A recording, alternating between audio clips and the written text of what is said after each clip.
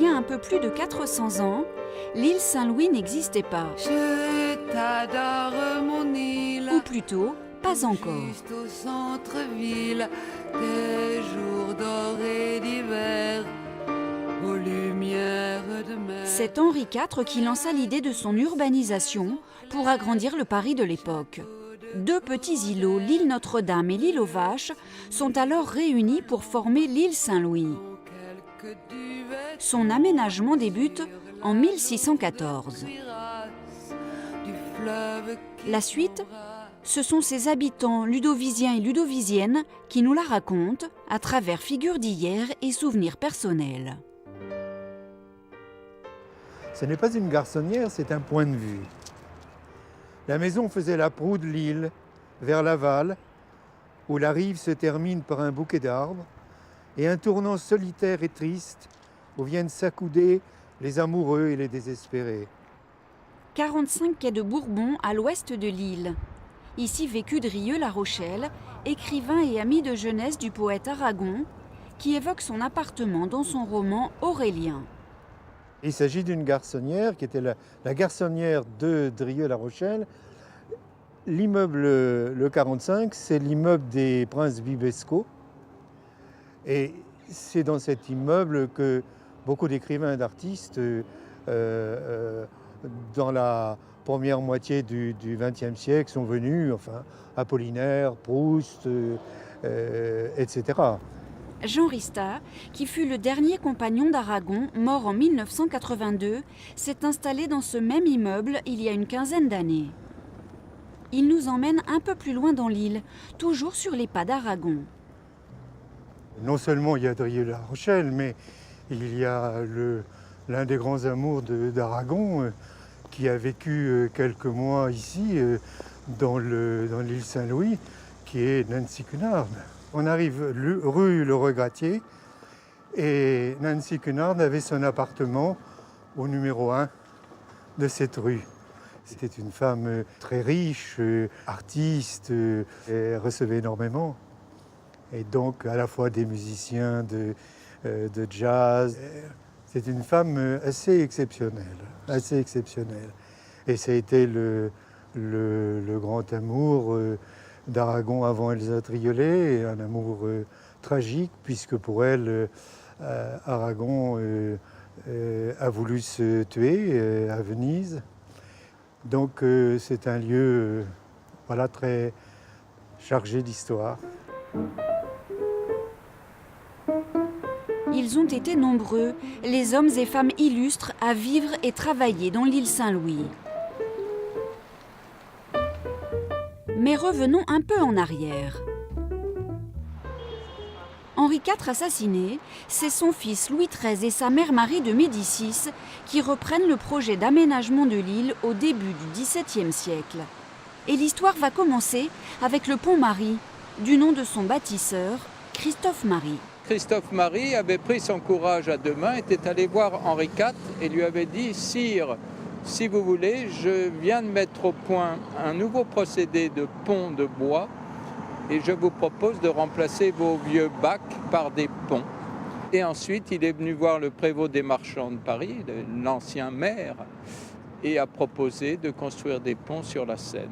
Le prévôt des marchands lui a dit « Des ponts de bois, on n'en veut plus. Ils sont emportés par les crues, ils sont emportés par les glaces. On veut un pont de pierre. » La construction du pont dura près de 20 ans, mais il n'offrait pas à l'époque la même physionomie qu'aujourd'hui. Christine et Yves Bru, ludovisiens d'adoption, mènent depuis quelques années des recherches historiques sur l'île Saint-Louis. Les maisons d'habitation étaient tout le long des ponts et également ce qu'on appelle sur les ailes des ponts. Jusqu'au jour où on vous a parlé de la violence des eaux, de la glace. Et en mars 1658, le courant a été si fort qu'une partie de ces arches et les maisons sont tombées. Christophe Marie et ses 2 associés, Poultier et Le Regrattier, sont donc les 3 promoteurs de l'île Saint-Louis. Ils réunifient les 2 îlots, construisent des quais et l'édification des bâtiments peut débuter. Les premiers propriétaires sont de riches parvenus qui feront construire de somptueux hôtels particuliers. Partons à la découverte de l'un d'entre eux. Nous sommes au 17 quai d'Anjou. Derrière cette porte, le gardien de l'hôtel de Lauzun veille, comme l'avait fait avant lui son propre père. Raymond Boularès connaît l'hôtel de Lauzun mieux que personne. C'est lui qui accueille et planifie les visites, suit les travaux de restauration ou surveille les tournages dans ce bâtiment classé monument historique. Je suis enfant de l'île Saint-Louis, entre guillemets, puisque je suis arrivé à l'âge de 10 ans sur l'île Saint-Louis. Pendant 42 ans, j'ai habité l'hôtel de Lauzun. Donc mon papa est arrivé en 70.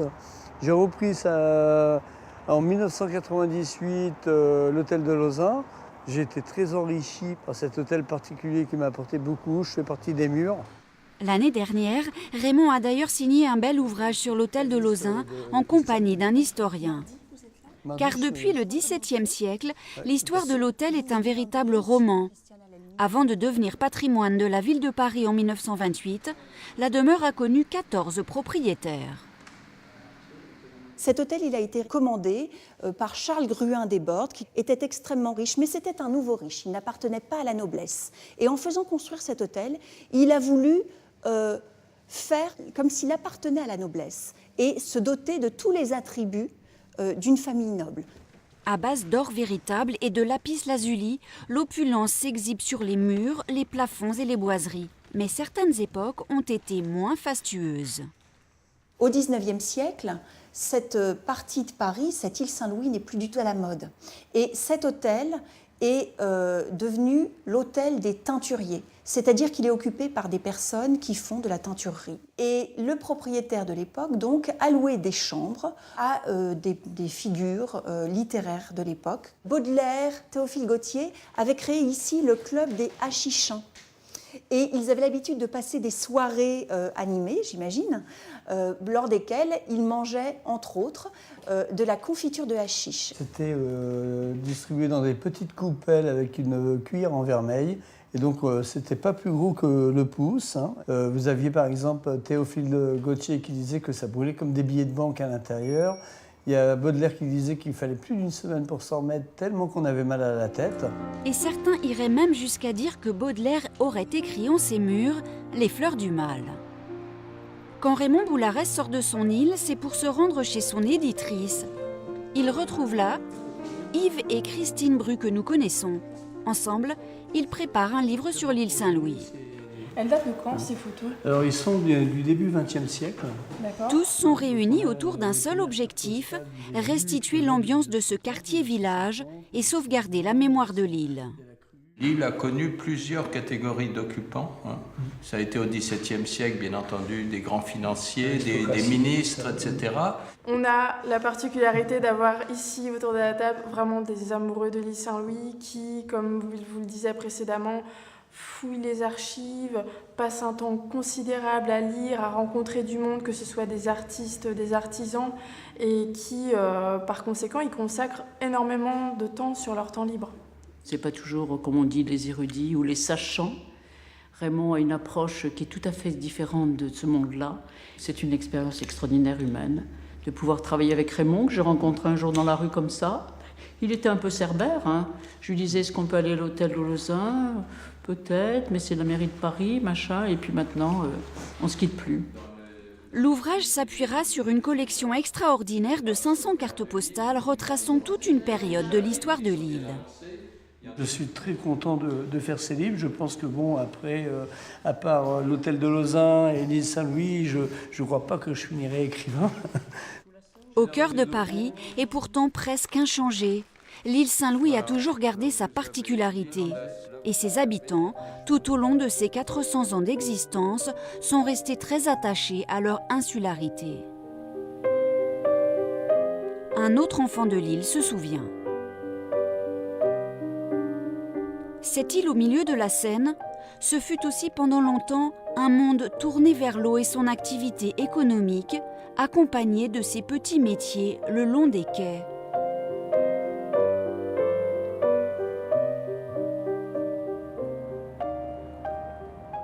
L'écrivain et académicien Frédéric Vitoux évoque ce temps à travers l'histoire d'un restaurant populaire installé 33 quai d'Anjou et aujourd'hui disparu, au rendez-vous des mariniers.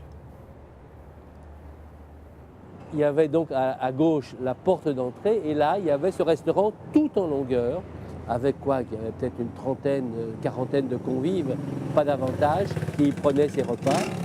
Mais parmi ces convives, non seulement les mariniers qui s'amarraient en face, au port, les blanchisseuses des bateaux lavoirs amarrés en contrebas, mais aussi un nombre incroyable d'écrivains l'ont adopté. Et la première patronne, Madame Lecomte, que l'on voit dans les livres de Hemingway et de tant d'autres écrivains, donnait cette impression qu'on était chez elle et que chez elle, elle recevait comme si les gens étaient chez eux. Dos Passos, Céline, Drieux-La Rochelle, Mauriac ou Picasso sont donc passés au rendez-vous des mariniers entre 1904 et 1953. Si Frédéric Vitoux évoque l'île Saint-Louis à travers plusieurs de ses romans, c'est qu'il a toujours vécu ici, quai d'Anjou, dans cet hôtel du XVIIe siècle.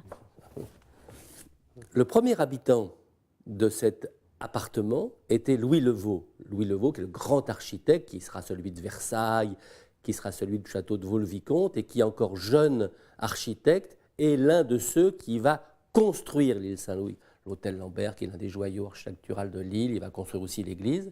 Et ici, il construit pour lui l'appartement où il va vivre. Donc vous voyez la hauteur des placards, ça vous fait rêver, hein.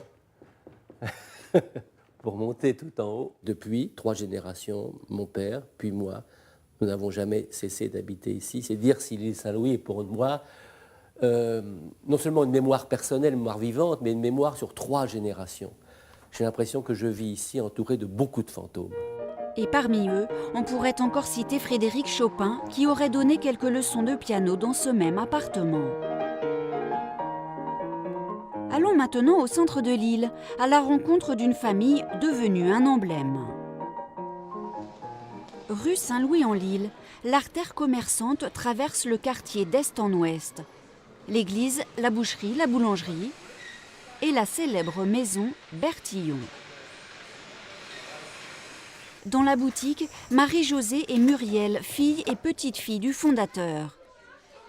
Boulanger de formation, celui-ci avait repris dans les années 50 le café de ses parents, qui se situait ici même.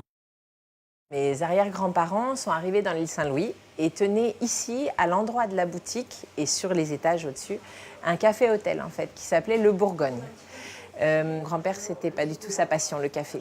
Et en fait, il avait gardé dans le matériel de la boulangerie une turbine à glace. Mais une petite turbine, en fait. Il faisait les glaces par 2 litres. C'était vraiment presque un passe-temps. Mais il adorait ça. Alors, il proposait ça aux enfants à la sortie de l'école, en fait.